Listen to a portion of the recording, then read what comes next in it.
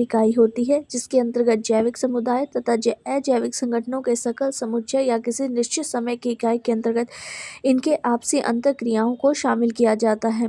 पर्यावरण भूगोल। पर्यावरण भूगोल पारिस्थितिक तंत्र के विभिन्न संगठनों की विशेषता, ऊर्जा के निवेश, पारिस्थितिक तंत्र की क्रियाशीलता, विभिन्न संगठनों के अंतर्संबंध करने वाली भौतिक, रासायनिक व जैविक प्रक्रियाओं, पारिस्थितिक तंत्र के विभिन्न संगठनों के मध्य अंतःक्रिया तथा इनसे उत्पन्न होने वाले विभिन्न पर्यावरणीय समस्याओं, पर्यावरण अध्ययन तथा प्रदूषण के विभिन्न आयामों का अध्ययन करती है। पारिस्थितिकी यानी इकोलॉजी। पारिस्थितिकी इकोलॉजी शब्द का जो प्रयोग है सर्वप्रथम हमारे जर्मन प्राणीशास्त्री अर्नस्ट हैकेल ने 1866 में किया था। इनके अनुसार वातावरण जीव समुदाय के पारस्परिक संबंधों के अध्ययन को पारिस्थितिकी कहते हैं। इससे न केवल जीव व इनके निवास स्थान के संपूर्ण जैविक अजैविक संगठनों के अध्ययनों का बोध होता है, बल्कि इनके अंतर संबंधों की जटिल प्रक्रियाओं की भी जानकारी मिलती है। पारिस्थितिक कारक जीवधारियों की संरचना व कार्यों पर प्रभाव डालने का वातावरण का प्राकृतिक, वातावरणीय अथवा पारिस्थितिक कारक कहलाता है। पारिस्थितिकी कारकों को 4 भागों में विभाजित किया जाता है। जलवायु कारक यानी क्लाइमेटिक फैक्टर, इसके अंतर्गत प्रकाश, तापमान, जल, वर्षा, वायु की गति, वायुमंडल की गैसें इत्यादि सभी प्रकार की प्रक्रियाओं को शामिल किया जाता है। स्थलाकृति कारक, इसके अंतर्गत स्थलाकृति की ऊंचाई, ढलान, ढलान की दिशा, मात्रा, खुलाव इत्यादि सम्मिलित है।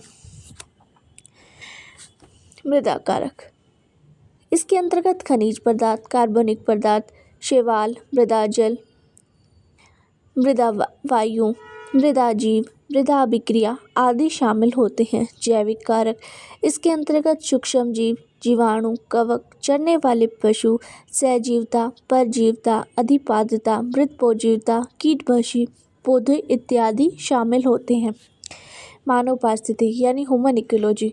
मानव पारिस्थितिकी एक अंतर्विषयक ज्ञान है जो मनुष्य, मानव समाज, मानव निर्मित पर्यावरण का एक प्राकृतिक पर्यावरण के साथ अनवश्य संबंधों का अध्ययन करता है। यह अपनी अध्ययन सामग्री और विधियों तथा सिद्धांतों के जीव विज्ञान, समाजशास्त्र, अर्थशास्त्र, भूगोल और पारिस्थितिक तंत्र पर निर्भर है। जो मानव पारिस्थितिक है शब्द, इसका सर्वप्रथम प्रयोग एलन सेबलो रिसर्च ने अपनी लेख sanitation E daily of life में किया था। उन्हें मानव पारिस्थितिकी को मनुष्य के आसपास के पर्यावरण के जीवन पर प्रभावों के अध्ययन के रूप में परिभाषित किया गया। अमेरिकन भूगोलवेत्ता हालेन व बिरोज ने वर्ष 1922 में एसोसिएशन ऑफ अमेरिका ज्योग्राफर्स के वार्षिक अधिवेशन में मानव भूगोल को मानव पारिस्थितिकी के रूप में विकसित करने का समर्थन दिया। मानव पारिस्थितिकी के मुख्य अध्ययन का विषय पर्यावरण में परिवर्तन, मानव के इसके प्रभाव, मानव स्वास्थ्य, सामाजिक संबंधों का पारिस्थितिक अध्ययन, आर्थिक क्रियाओं की साधारणता, प्राकृतिक पारिस्थितिकी सेवाओं का मूल्यांकन और पारिस्थितिक अर्थशास्त्र का विकास आदि है। गहन पारिस्थितिकी।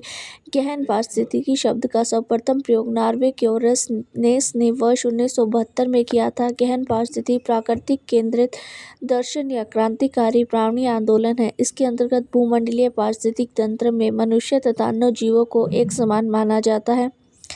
गहन पारिस्थितिकी प्राकृतिक व मनुष्य एक दूसरे को से अलग नहीं मानता, बल्कि दोनों एक ही सिक्के के पहलू माने जाते हैं। इसके अंतर्गत पृथ्वी पर सभी प्रजातियां, मानव, जीव जंतु, पौधों को बराबर महत्व दिया जाता है। गहन पारिस्थितिकी का मुख्य विषय मानव पृथ्वी का हिस्सा है, इससे अलग अलग है। पृथ्वी पर मानव अध्ययन जीवों का भौतिक पर्यावरण का अंतर्निहित मान होता है। विभिन्न जीवों की विविधता व समृद्धि का अपने ही आप से मान होता है। पारिस्थितिकी तंत्र इकोसिस्टम। पारिस्थितिक तंत्र का सर्वप्रथम प्रयोग एजी टोल्सन ने वर्ष 1935 में किया।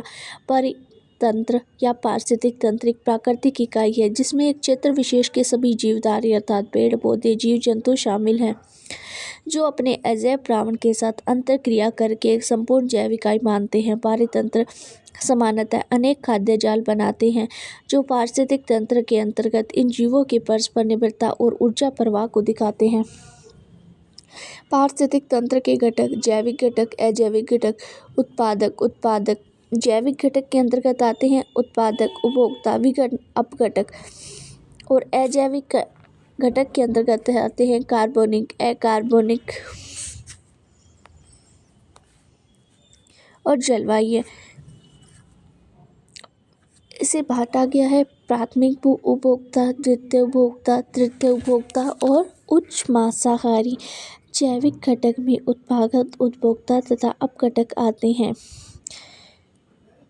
उत्पादक यानी उत्पादन करने वाला, मुख्य रूप से इसमें हरी पत्तियों वाले सुपोषित पौधे आते हैं जो सामान्यतः क्लोरोफिल युक्त जीव होते हैं तथा प्रकाश संश्लेषण द्वारा अपना भोजन स्वयं प्राप्त करते हैं। उपभोक्ता, कंज्यूमर, ये परिपोषी जीव होते हैं जो स्वयं भोजन पैदा नहीं करते बल्कि अपने भोजन के लिए अन्य जीवों पर निर्भर रहते हैं। अन्य अवयव यानी इंग्रेडिएंट्स, पशु इसी श्रेणी के अंतर्गत आते हैं। उपभोक्ता को 4 प्रमुख श्रेणियों में बांटा जाता है। उपभोक्ता के अंतर्गत आते हैं प्राथमिक उपभोक्ता, द्वितीय उपभोक्ता, तृतीय उपभोक्ता और उच्च मांसाहारी। प्राथमिक उपभोक्ता ये शाकाहारी जंतु परजीवी होते हैं जो सीधे उत्पादों का भोजन करते हैं, जैसे गाय, बकरी का, हिरन, खरगोश, टिड्डा, चूहा आदि। ये सभी अपना अपना भोजन सब सीधे प्राप्त करते हैं, सीधे उपभोक्ताओं का भोजन। द्वितीय भोजन ये जो होते हैं मांसाहारी होते हैं।